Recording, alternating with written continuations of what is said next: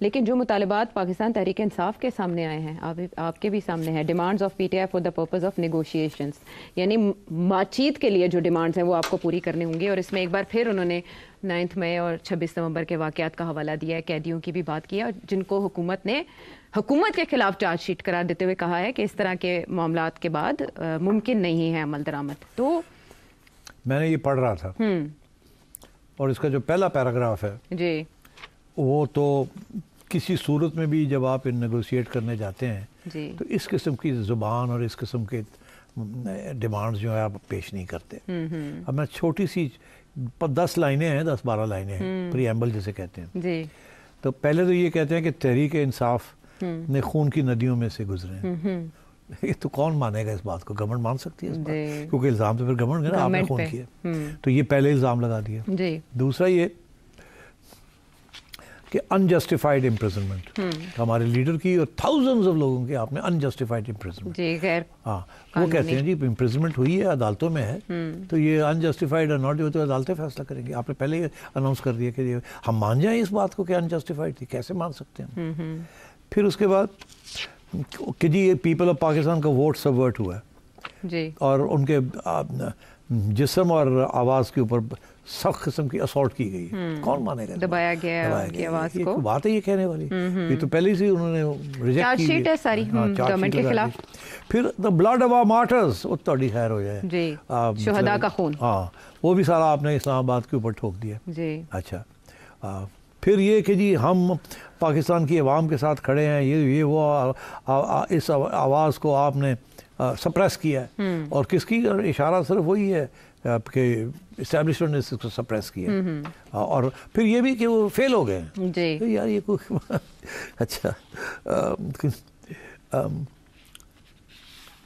फिर वो कहते हैं ये गवर्नमेंट इंस्टॉल हुई है। भाई वो आप कहते रहे, बट इसके अंदर लिखने की इट्स अ प्रोवोकेशन, अच्छा कि जी इंस्टॉल की गई है।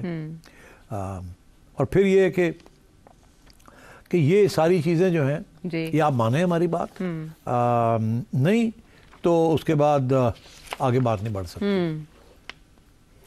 ठीक, तहकीकाती कमीशन हाँ, ये पहले ये बना, अब मांग क्या रहे हैं? तो ये पहला ही पैराग्राफ पढ़ के मैंने सर पकड़ लिया, मैंने कहा यार इसकी अगर आप जेन्युइनली चाहते हैं कि ये बात आगे बढ़े तो ये लिखने की क्या ज़रूरत थी?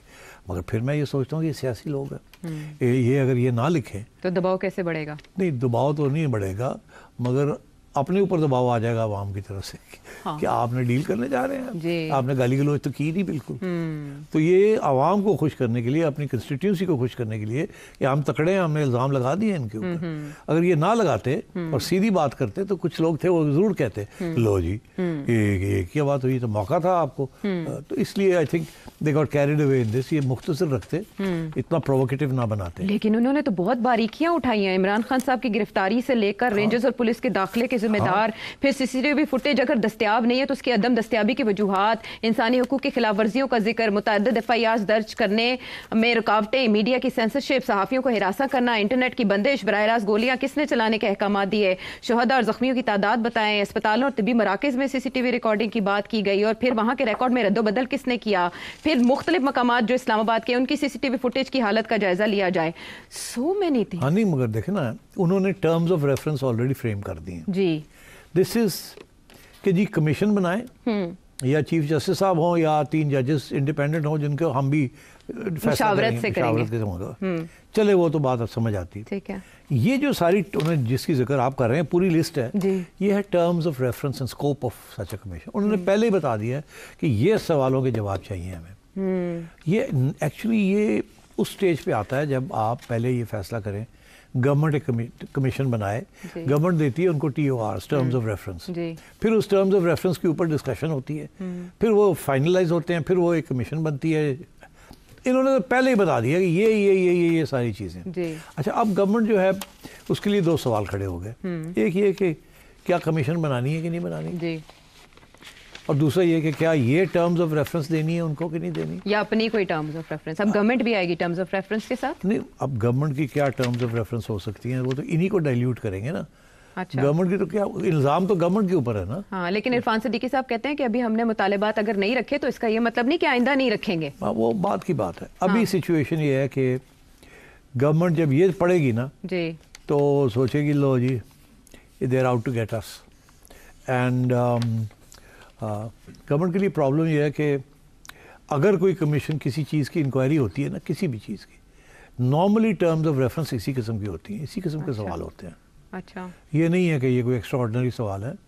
सवाल ये है कि गवर्नमेंट तो ऑलरेडी कह रही है कि सारा कुछ तो इन्होंने किया है, और ये इससे ऐसे लगता है कि ये तो गवर्नमेंट के ऊपर डाल रहे हैं सारा कुछ, ये एस्टैब्लिशमेंट के ऊपर डाल रहे हैं। वो पहले से कह रहे हैं ना कि फायरिंग हुई है, बंदे मरे ने, हमने तो फायरिंग नहीं की, तो पता करें किसने की है, क्यों की है, कब की है, कितने मरे हैं, एंड सो ऑन। तो इस किस्म की बातें इसमें इन्होंने ऑलरेडी लिख दी है। अब बात यह है कि लेकिन इन्होंने मैंडेट वापसी का इसमें ऐड नहीं किया। That is part 2। अच्छा, पार्ट 1 इज कमीशन बनाई जाए, इन चीज़ों का फैसला किया जाए, ये सारा कुछ।